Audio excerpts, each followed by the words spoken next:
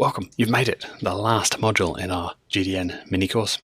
We're just going to talk a little bit about some of the other stuff you can do here. So I'd love your feedback on this. I'd love to know which of these three things are the most interesting, the most important to you, and we'll prioritize that as a future mini course where we'll dig deep into these topics, but you tell me which ones are most needed. So there's a little bit of training around Gmail, and I'm going to talk about YouTube as well in a second. There's a little bit of training in the Display Network Bootcamp. It's a little bit out of date. The principles still apply, but certainly the interface has changed and some of the options are a little bit different. So just broadly to cover this, you can show ads inside someone's Gmail account. So there's three tabs across the top of a Gmail account. The last one is promotions, and there's generally one or two ads at the top of that screen. That's called the collapsed ad. So it's just a line across the top of the screen. If somebody clicks on that collapsed ad, you're charged, generally very, very cheap, generally between 1 to 10 cents a click. Then they're shown the expanded ad, which is, for all intents and purposes, basically something that looks like your landing page, but they're still inside their Gmail account at this point. They haven't left Gmail. So Google obviously loved this. People are still there inside of Gmail. They've made a tiny little bit of money. They didn't have to share that with anybody like they do on the rest of the Google Display Network. And they've made a few more cents, which adds up to a lot of money over time because more than 1 billion people use Gmail every month. So now they're seeing the expanded ad. Your job now with the expanded ad is to sell the click to get them out from Gmail onto your landing page. That's the hard bit.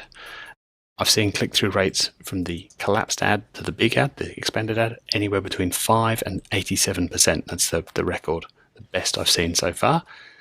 The trick, though, is to get them to click on the expanded ad and get them from there out to your lander. Generally, click-through rates on that are pretty low. Now, you won't get charged again for that second click. That's the good news, but the click-through rates tend to be quite low. All sorts of things you can do inside of Gmail. The simplest is just to have one big image. So maybe you make an image that looks a bit like your landing page. There's various specs for that change all the time, but essentially 650 pixels wide. And last I looked, between 300 and 1,000 pixels high. So I generally say 650 by 650. That's easier for a graphic designer to understand, and just get me one big image. I think it has to be less than about 1.5 meg in size and JPEG or PNG. But you can also do things like embed a YouTube video inside that ad. You can combine it with your product feed and show products live inside of that Gmail. So you can grab stuff from the product feed and be showing information about your various products with the right image, the right price, and so on, like a shopping ad essentially, but inside of Gmail. You can even add forms and embed HTML to embed an Infusionsoft form, Ontraport, ActiveCampaign, whatever it is you use for your CRM. You can embed that stuff in Gmail. That's a bit harder to do. Don't try and do that on day one, but there's a lot of flexibility there. Let's talk about YouTube briefly. A lot of stuff you can do there, a lot of new formats coming out all the time. TrueView for action.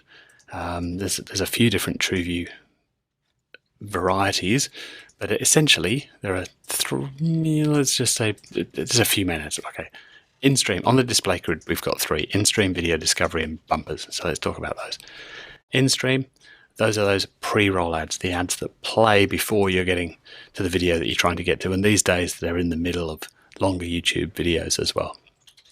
You can't skip them for the first 5 seconds. So if you're trying to do this from a branding point of view, you might want to put your logo, your jingle, your phone number in that first 5 seconds where people can't skip. We've had some clients that have done very, very well on TV over the years. They know that TV works for them. They haven't really been able to measure it, but they know it works for them. They've been doing it for years. That's like their main marketing channel. So we've taken their TVC, maybe recut it, moved the audio logo, the jingle to the front, because people watch YouTube with the speakers on. Unlike Facebook, most of the time, they're watching that. They don't want to suddenly get blasted with audio.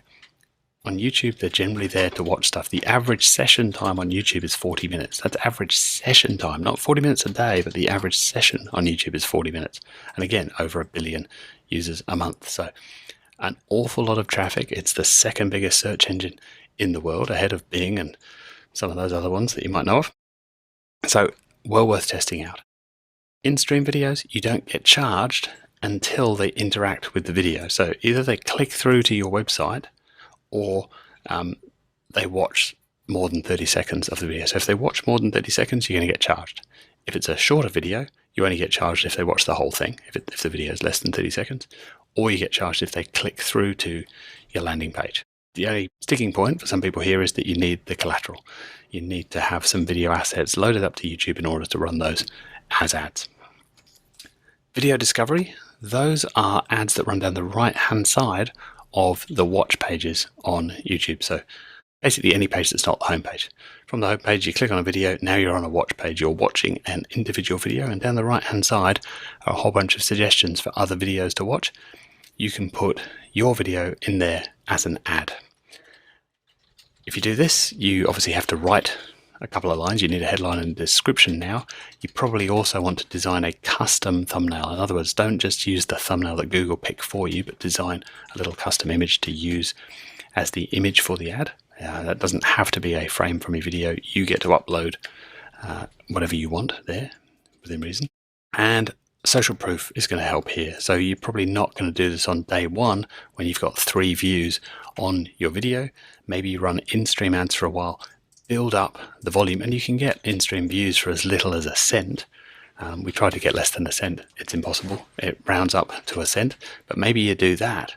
$1,000 will get you 100,000 views at 1 cent a pop. I could tell you stories. I won't do it here, but we could talk about ways to game the system and ways to game. Yes, we won't talk about that here. 1 cent a view, get some numbers, go over to video discovery, and then you'll get more clicks on your ad when you run it on the right hand side because it's got that social proof. It's got a decent number of views. And then the last one we'll talk about are bumper ads.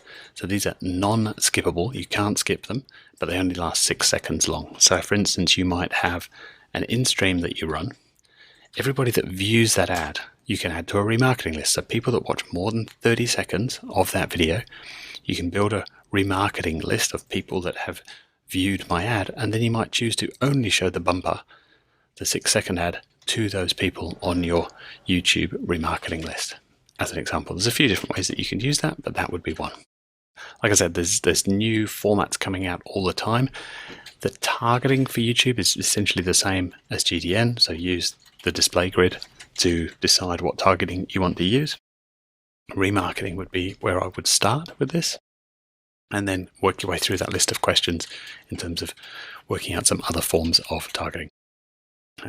In-market, affinity, custom intent, custom affinity, also going to work well here. Or you could just go run of network and say, Google, show ads to anyone on YouTube as long as they are 55 plus and female. So you could use your demographic targeting here, and that can work well as well. Obviously, it depends on your offer. And lastly, remarketing. We could do an entire course. We have done in the past. We will do again in the future. We'll update that as well, but just on this topic of remarketing. If you prefer to read and you're getting sick of listening to me, then do a search for Remarketing Grid Mike Rhodes. There's an article on Digital Marketer that Trevor and I wrote a couple of years ago now. It's a very long one, printed out. That's the best thinking I can give you around remarketing.